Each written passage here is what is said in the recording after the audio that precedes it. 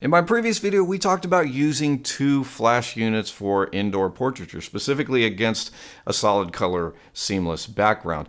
In this video, we're going to take these two flash units outside, and I'm going to show you some cool variations on the techniques we used from the previous video outdoors for this outdoor shoot. All right, so let's start with this image. Now, the idea here was just to use one flash. That was the original idea, to use one flash as the key light and use a beautiful setting sun as our backlighting. The problem, by the time we started shooting in this location, the sun had already gone down, so it was past the buildings. We weren't getting any usable, beautiful golden backlighting from the sun, so we needed to figure something else out, and of course, the solution was going to be flash, because the solution's always flash, right? That's not true. I will only use flash if I have to, or if it's for some, special look that I'm going for. So the solution here was to use that flash to create that backlighting that we weren't going to get from the sun. Now, in the studio, we often use flash in a similar position to create a kicker or a rim light effect. But here we're using our flash to create something that looks like actual backlighting from the sun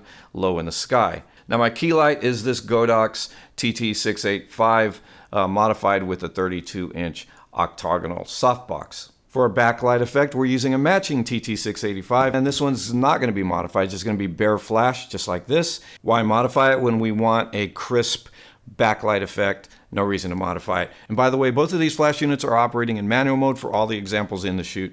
And interesting little thing that I discovered. Now, I'm using the Godox X1TS for these shots, and these TT685s are actually TT685S units because these are compatible with Sony. They're made specifically for Sony. If you want the Nikon version, you get the N version, and the Canon version, I believe, is the C version. The interesting thing that I found out about when I was using these, I noticed as I was sitting down to edit these that my shutter speed was 1/500th of a second, and that kind of confused me. See, I think the native flash sync speed for these is 1/250th of a second, and I was trying to figure out, well, if I was shooting at 1/500th of a second, I was kind of curious as to why I didn't get that, indication that I was shooting beyond the native flash sync speed when I was not using high speed sync.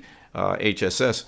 Well, I thought I wasn't using it. Turns out, doing some research, something I didn't know is that if you go beyond the native sync speed, this unit together with its matching, Godox flash unit will automatically switch to high-speed sync. So a little bonus info for you. So back to our example here. Now, all you need to do in this situation is to take some test shots to get the correct exposure for your subject. So when you first start off with your lighting setup, your main concern is your exposure on your subject, so that's the key light. So you just try to lock down that key light, and then when you've got that set up and locked in, you move over to the other lights in your setup. In this case, it's that bare flash TT685 that's going to provide our kicker. For this, you're basically going to make an educated guess as to what power setting you want that light to be.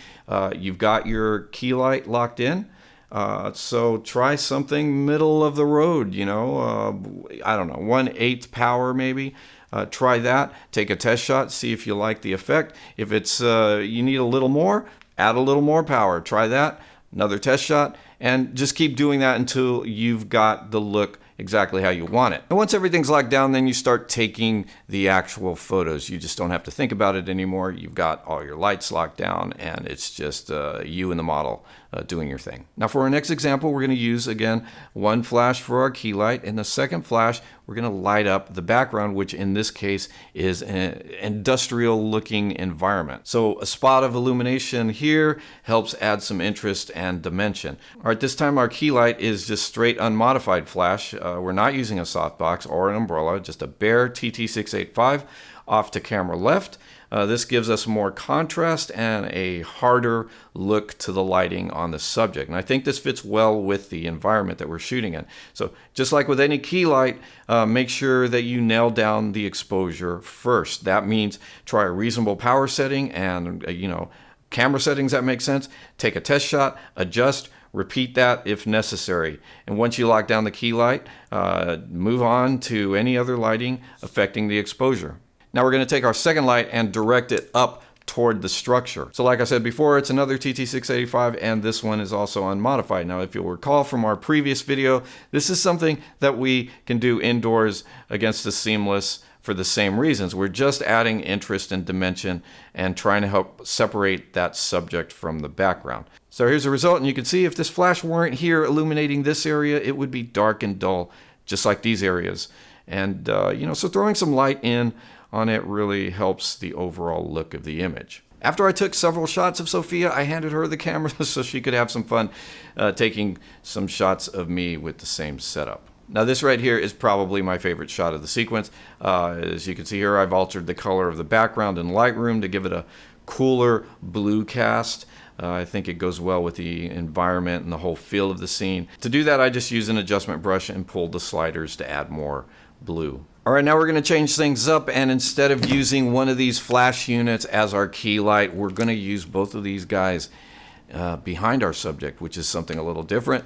What are we going to use for our key light? We're going to try to pull every little bit of light from the environment because, the sun's going down pretty fast at this point. I don't know if you can really tell that in the footage that I've got here, but it's getting pretty dark in the area that we're shooting in. That just basically means upping the ISO, lowering the shutter speed, maybe widening the aperture, things like that. Any combination of those things will work, or pick one. So we're going to take these matching TT685s, place them behind Sophia. The idea is to get them in the shot for some strong rim and flare effects. Now there's going to be a few minutes of trial and error because that's just the nature of lighting, especially when you're shooting run and gun. Now if I'm using one of my standard setups, I've got it locked down almost immediately, but in this case we're trying things out and we're going to see what works. This is my favorite shot from the sequence. I've also added a strong blue cast to the environment in Lightroom, just like I did with the previous example. Other than that, I haven't done much else to this shot except some tweaking to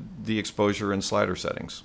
So whether you're shooting indoors in a studio type environment or outdoors, the principles and techniques are basically the same. The only thing is outdoors, you're going to have to take ambient lighting into consideration. Now I'm going to provide some links to some information about working with mixed lighting. Mixed lighting is when you're using something like flash with constant light or natural light. So I'll just put some references to resources that you can check out.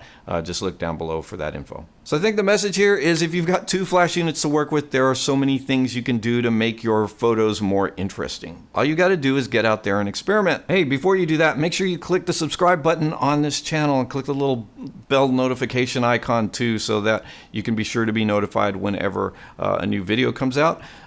Give me a like, click the like button, and leave a comment. I love reading your comments, I do, and I try to answer them. If you're, one of the first few people who leaves a comment, more than likely you're going to get a reply from me. Anyway, guys, that's about it for today. See you next time.